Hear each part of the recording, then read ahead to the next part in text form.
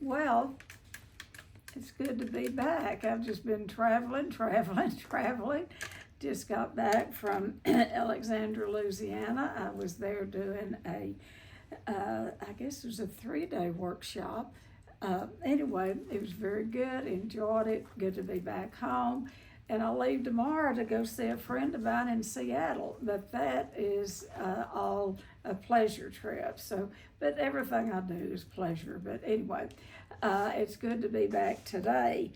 And we're going to talk about a subject that a lot of people don't want to talk about, but a lot of people participate in it. And sometimes we don't even realize we do it. It's become such a habit, we don't even know that we're doing it. And that's called triangulation. The Cartman's triangle, victim triangle, trauma triangle. It is drama trauma is what it is. And I grew up with this. I had one sister who was 3 years older, and then mother. And this is how I was taught to have female relationships, or any relationships, but particularly female relationships, because my mother, my sister and I was talking one day about our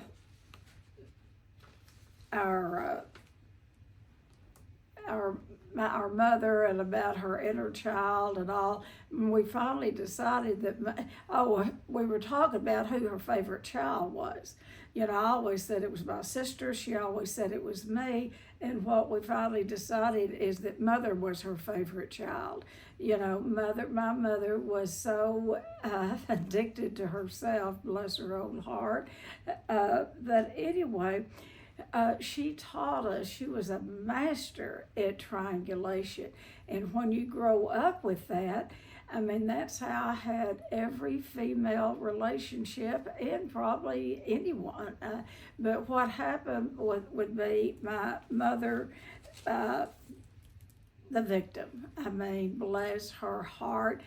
And she did have a hard life, a very hard life, and I could tell her story better than I can tell my own. And so she would be the victim. And then my sister and I would get together, and I was my mother's protector and rescuer. I rescued my mother. So my sister would she would be the persecutor. She'd talk about mother, how awful she was, and blah, blah, blah. And I'd rush in and rescue her. I've rescued mother from my dad, from my sister, from anyone. Mother was the victim, and I primarily played that rescuer role. But then I could slip over into that persecution. I'd persecute her too. And then, bless my heart, I'd wind up the victim, and I brought that into my adult life. It's like I could not have a one-on-one relationship with another person.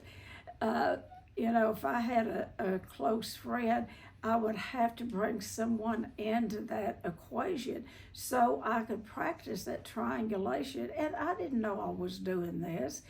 I'll give you an example. I could give you 1,000 examples, but I'll give you one example.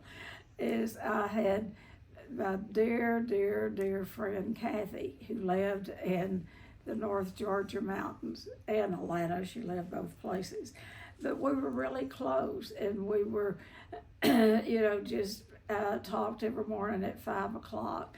And she would visit. She came almost every Thanksgiving for years, because she had no family. And so while she was here, I introduced her to a dear friend of mine. And so Kathy got back. They had a lot in common. And one of the things, my dear friend had just sobered up. But anyway, I won't go into all that. But anyway, the next thing I knew, Kathy was inviting my dear friend from here up to see her in her house, in her home in Atlanta. And I got so jealous. And that is that triangulation that mother produced. And the jealousy would come out with whoever wasn't getting the attention. But that was just one example. But by the grace of God, and having some recovery, and Kathy in good recovery, and then our friend that she might, I don't know, she's probably listening, but anyway, our dear friend wasn't sober, and by visiting Kathy, she got sober, and she's had many, many years of sobriety. And so we've talked about this triangulation, but I would never be satisfied with just a one-on-one friend. I had to bring somebody else in there so I could be the victim, and then I would wind up talking about one of them to the other one, and then so I would be the persecutor, and then they would talk about the other one, and then I would rescue. I mean, it's a full-time job to be in triangulation. You can do it with your kids. You can even do it with yourself. You can do it with your kids, your spouse, friends, co-workers. You can be at work and you go in and maybe you hear a bit of gossip, and the person says, please don't tell anyone, and you don't till you see the next person, and so you go see somebody, and you can't wait to tell them that bit of gossip, and then the one that told you not to tell will find out, and that triangle will begin, and so shake your head yes if you've ever practiced triangulation. All right. Hope you're honest, because people can do it, and like I said, we can do it with ourselves, and I would do it all the time. Like I would be the victim, bless my heart, and I would be, feel like I was used and abused and all of that, and so I would rescue myself by overeating. I deserved it. I deserved to overeat and make myself feel better. And then I would persecute myself for, see what you're doing. And I would keep that triangle going. So, but we get something out of doing this, or we wouldn't keep doing it. We wouldn't keep doing it if we didn't get a payoff. So I want to talk a little bit about what the payoffs are. One thing, to be to be the victim, the things we say, it's not fair, everything happens to me, poor me, and then look what you made me do. Just look what you made me do. And my husband and I would practice that. We would have an argument.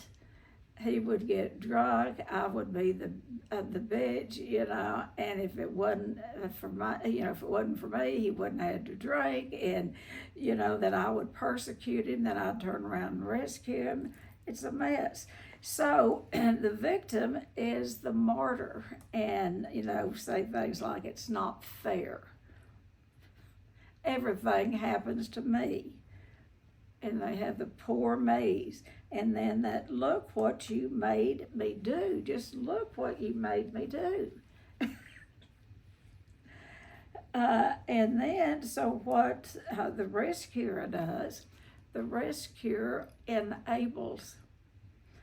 And enabling the rescuer, rescuers can have killed, I've nearly killed 3 perfectly good alcoholics by loving them to death and rescuing them. I always thought I knew better than they did what was good for them, and of course I didn't.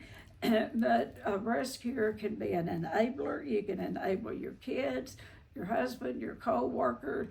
An enabler is someone that takes on another person's responsibility, and usually without being asked. That is severe codependency. A codependent can see a need, I want to say across the room, across the town, across the county. My radius was about 100-mile radius around Abilene. I saw the need that people had, and I was the rescuer. I had to go rescue them, and I had to fix them. And then I would deny that I was doing that. I was just being helpful. Good night. Can't you understand? I was just being helpful. And what we do is people please. And then we tolerate intolerable behavior. Or we'll do the other, we'll join in, and, we'll join them on their side. And we keep secrets. This is what the rescuer does. We keep secrets till we don't. And we buy gifts. I was always buying people something because I wanted them to like me. And we got our money grew when I got out of that.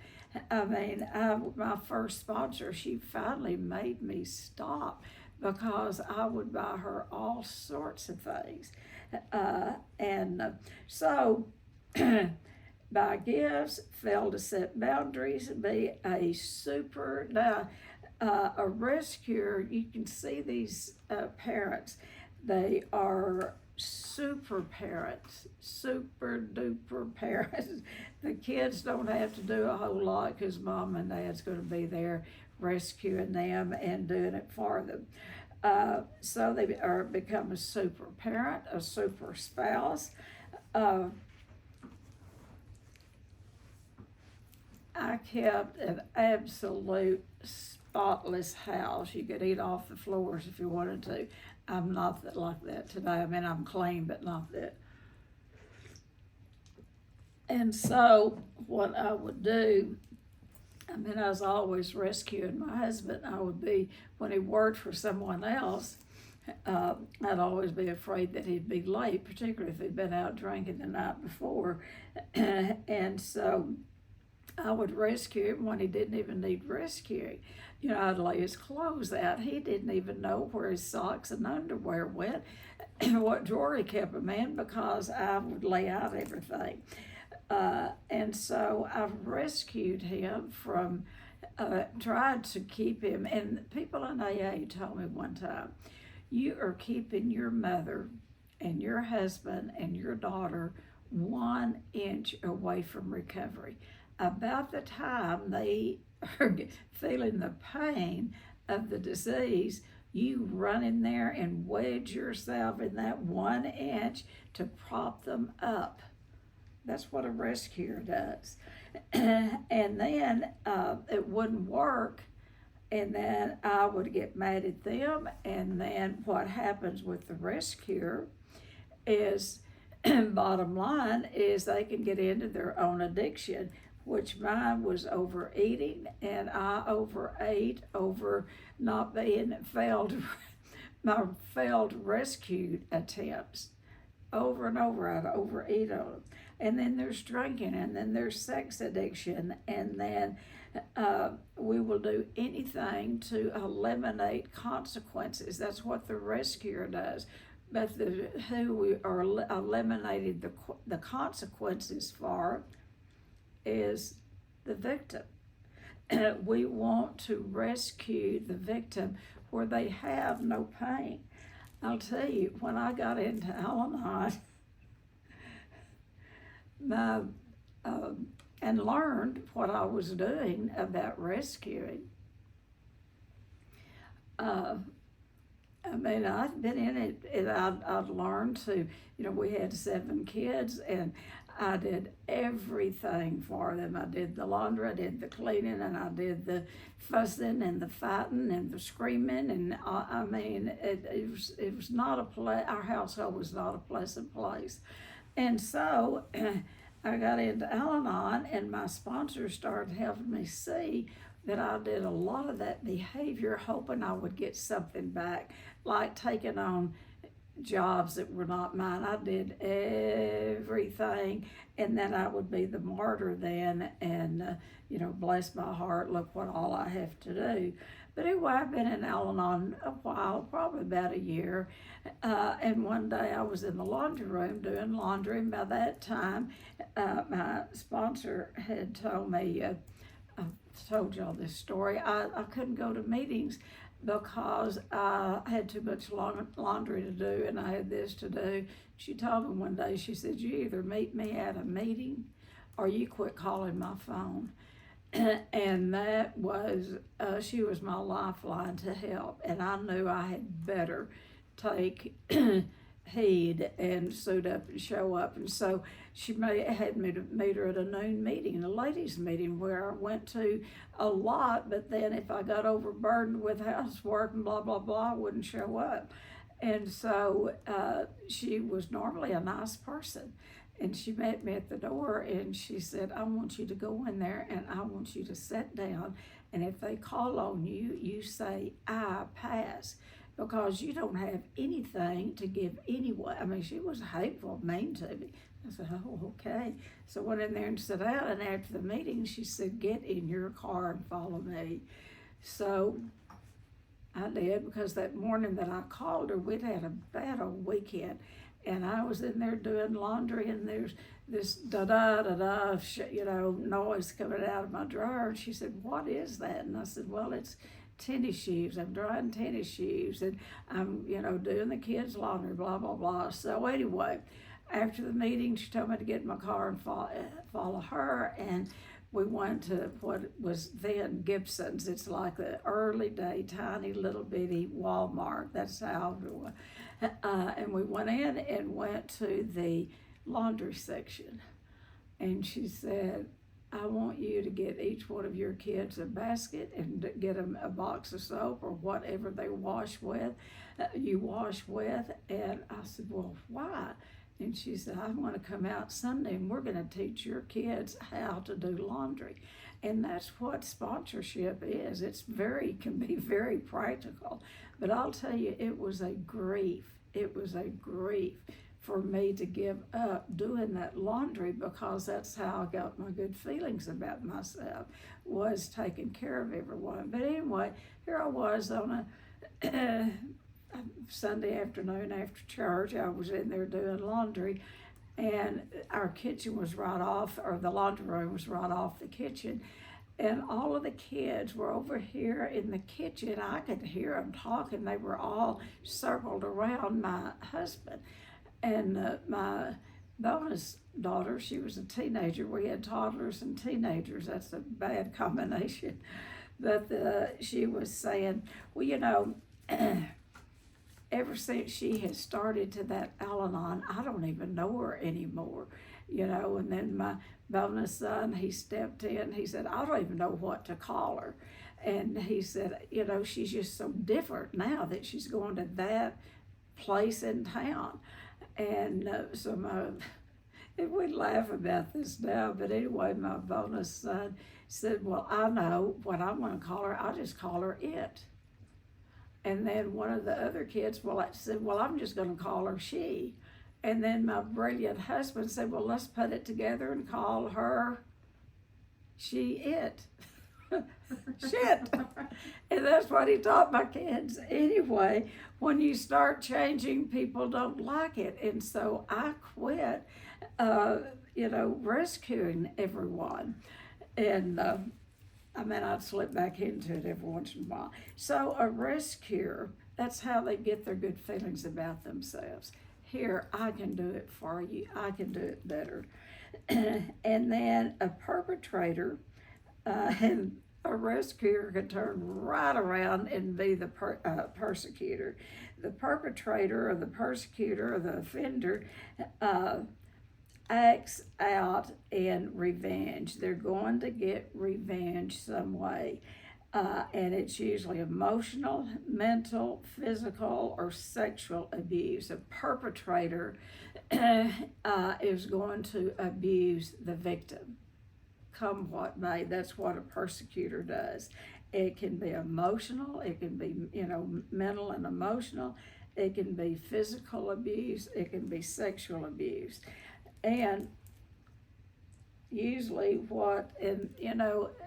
we can, all three of these people can be addicts of some sort. And so a perpetrator, an offender, usually has their own addiction, and they're either alcoholics, they are have severe eating disorders, they can have affairs, many affairs, going outside the marriage, spending addiction. The perpetrator has very passive aggressive behaviors. And what that looks like is criticism. They will criticize the victim. And then they may tease. Teasing is one of the highest forms of abuse. When I see adults teasing children and picking on them and tickling them, tickling can be a form of abuse. And then if it's called to their attention, this teasing, perpetrators can tease to hell freezes over. And if it's is called to their attention, they'll say things like, well, you're just too serious. Can't you even take a joke? Perpetrators can be very shaming and withdrawing. They'll withdraw from people. And they, a lot of times, they have chronic lateness. This is a perpetrator. Sometimes it is overt or covert types of abuse. And they'll do a lot of sighing. Y'all ever been around somebody that sighed and you ask them what's wrong? Nothing. It's that hidden anger stuff. Raising eyebrows or eye rolling. Teenagers have got that down really good. But a perpetrator can do that, an offender. If they are not pleased with the outcome of whatever the victim is doing, they will roll their eyes or raise their eyebrows. They're very patronizing. And they're also being very self-righteous. A perpetrator knows what everybody else needs. This is what we're talking about, severe codependency here. But they also have negative self-talk. They will perpetrate themselves. They will put it on themselves and talk down to themselves. That self-talk, and then they get very ill. Your perpetrators are going to have a higher risk of suicide than the other two. Think about that. A perpetrator has the highest rate of suicide than the other two. So what does the victim, or what do we if you play the role, what do we get out of it? Payoffs, some of the payoffs are we get pity, we get people to feel sorry for us, we get attention, safety. When you're a victim, you're going to look like you need help, and someone, will come along and try to rescue you. Control through weakness, they get to be irresponsible. This is what the victim does. They get to be irresponsible. They get to blame others. Well, I blamed the sorry state of my affairs on my mother for many years. Until I was a grown woman. And if I remember buying a pair of shoes one time, and I had an ingrown toenail, and I proceeded to tell, and the man tried to get me to go up a half size. I said, no, this is the size I wear. I've always wore this size. And then, and I had that ingrown toenail, and I blamed that ingrown toenail on my mother. because she didn't buy me shoes, and in regular time as my feet were growing. Well, here I was, a grown adult, still blaming my ingrowing toenail on my mother, and I wouldn't buy bigger shoes. So that's how we can perpetrate on ourselves. And so let's see. The payoffs are not very many, regardless of which of these, but we get to blame others and we get to feel very self-righteous. That's where I was going with that, self-righteous. I had a double dose of self-righteousness because I would had the attitude of, if you only knew where I came from, if you only knew my story, if you only knew how bad I had it, that is nothing but self-righteousness.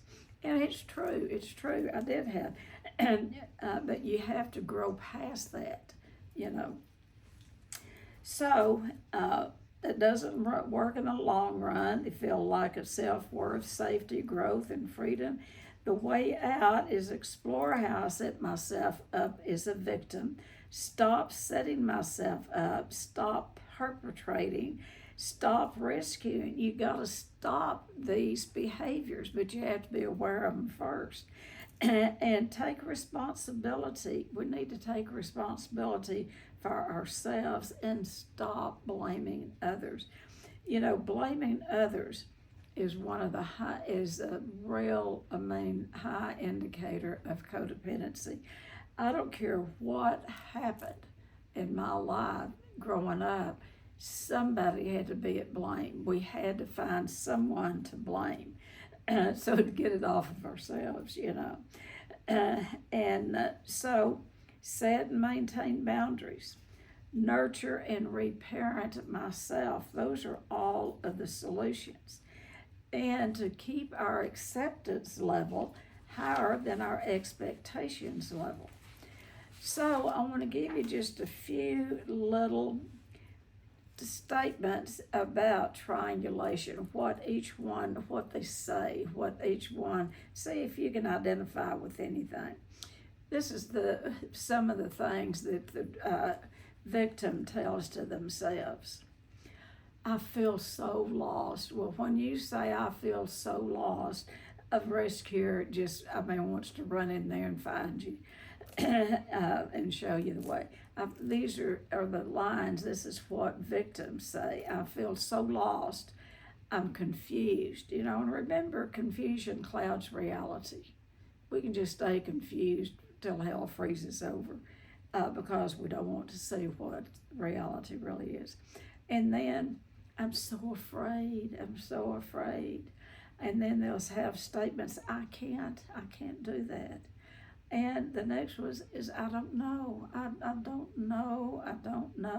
And when a victim says that, I don't know, and they say it in a little whiny voice, I'll tell you what, that rescuer is up, ready to take charge.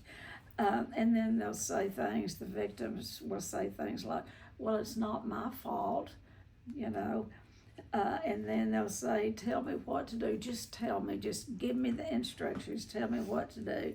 And then they won't say it out loud, but they think, I'm not capable. That's what a victim tells themselves. And they tell themselves, I'm worthless, I can't do anything right, nothing that I do seems to please you. I'm ugly, I'm too fat, I'm too thin, I'm too something. That's the statement, or that's what goes on in the mind of a victim. And sometimes they say these out loud. So remember, healthy people make up their minds and act or seek God's help and turn it over. I'll try is a way of leaving the door open to failure. When you say, well, I've tried. Trying is lying. You're going to do this stuff or you're not. Well, I tried. Okay, and so here comes the rescuer. This is things that they say to themselves.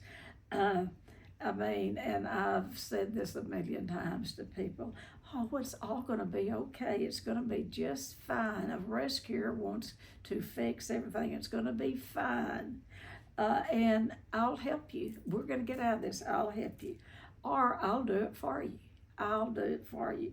I would take things out of my children's hands and do it for them because they wasn't doing it quick enough, fast enough, good enough. And so here, I'll do it for you. That's what a rescuer does. Well, I'll just go talk to them for you. They'll go fight your battles for you. And then they'll say, a rescuer will say things like, now don't be afraid, I'm right here with you. Another thing is they'll say, now don't worry, I'll fix it. And that is what a rescuer, how they get their good feelings about themselves, is fixing things. And most of the time, a rescuer does more harm than good. They just stir up all of the stuff that's happening in this triangle. And then they'll even go as far as saying, well, I'm going to take care of you. I mean, we were talking the other night, I don't know how it came up. We had a house full of kids, but we also let people come and live at our house or stay in our house. They'd stay in our house a week at a time, 2 weeks at a time, a month at a time. We did have a big old house, but I would rescue them, and my husband, in a lot of my rescuing other people and trying to help other people was when my husband was still drinking. I gave up that he wasn't going to ever sober up.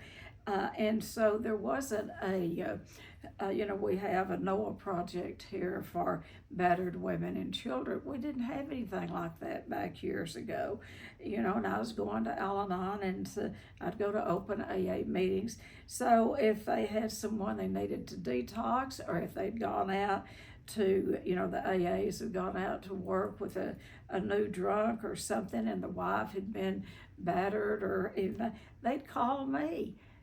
Can we bring her out there? Can we bring him out there? And I'll let them.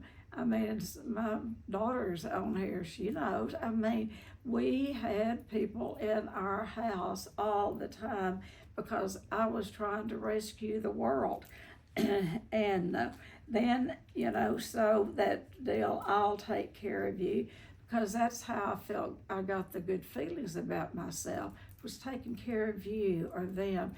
And then I wouldn't have to look at my, 287-pound body, or I wouldn't have to look at my own rage or my own behavior, because I was busy rescuing and taking care of someone else. And then,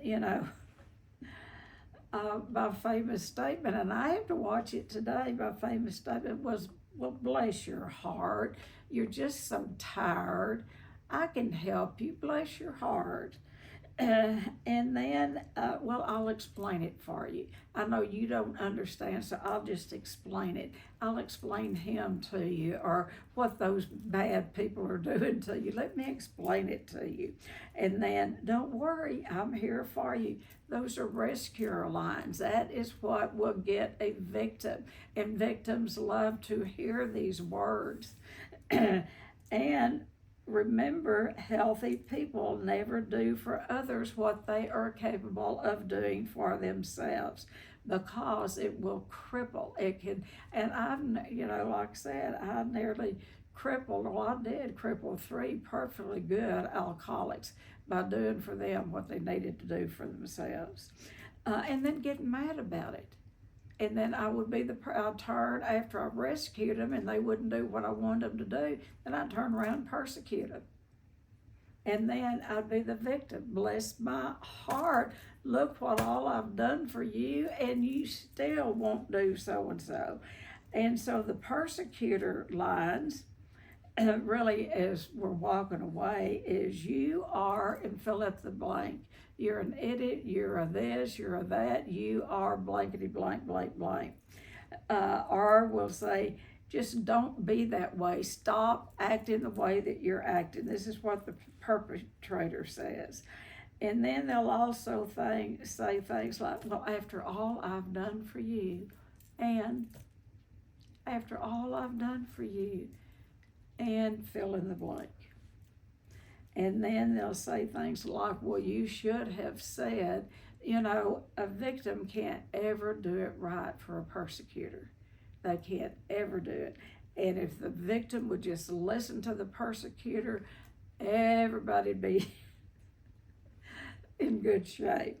And they'll say things, well, you should have listened to me. You should, and this is what you should have said instead. And then they'll say things, they'll get real personal, then they'll call them names. You're just fat. You're a fat slob. You're stupid. This is the persecutor. You're stupid. You're fat. You're a drunk. You're something. You're lazy. And then the next breath they'll say, they threaten, persecutors threaten. If you don't stop that, I'll blank, blank, blank. If you don't stop that, blank, blank, blank. I learned in Al-Anon to not to make threats. This is what codependents do. They make threats and don't carry them out. What we learn is to make promises and keep them. I tell my husband, you be gone, you stay gone 3 or 4 days and I'm out of here. And I was always threatening to leave, and I was always threatening to get a divorce. And I was always saying that statement, if you don't stop this, I'm going to do so and so and so and so. And I never did so and so. I just wanted him to stop whatever he was doing.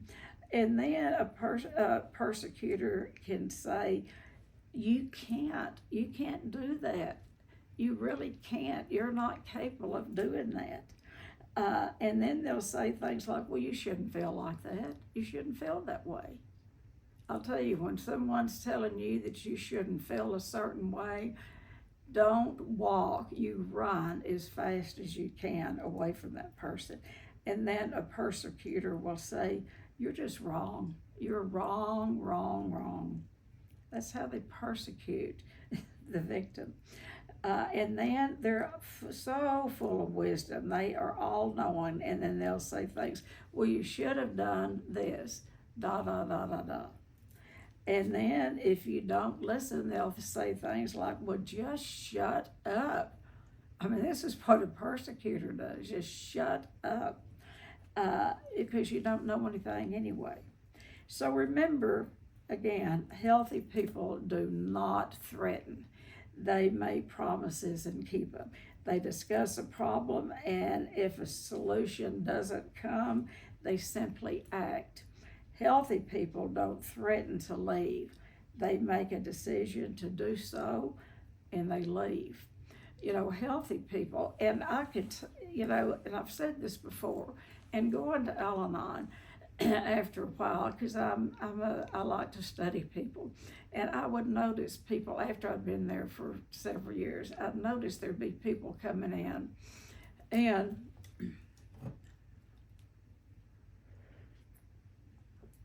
they would get into Al-Anon, they'd get a sponsor, they'd work the steps, and they would get better. And they would make a decision where they wanted to stay, with the breaks and alcoholic, or whether it was time for them to go.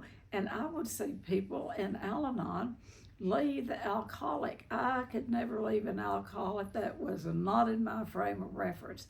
But they could start taking care of themselves, and they started holding their own heads up. And what I figured out after we learned about adult children of alcoholics, the ACOAs, people who come from alcoholic homes, are the ones who stay the longest in sick situations.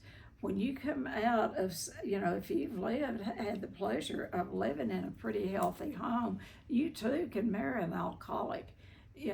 And once you marry an alcoholic, someone that has come out of some health, that health will come forth. And they will, I'd see them in Al-Anon. I mean, they'd get well. And then, a year, 2 years would pass. The alcoholic hadn't, made any tried to get better, and she'd file for divorce, or he would file for divorce. And I think, well, how can they do that?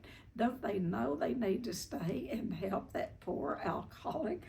But what I'm saying is health, healthy people want to be around healthy people.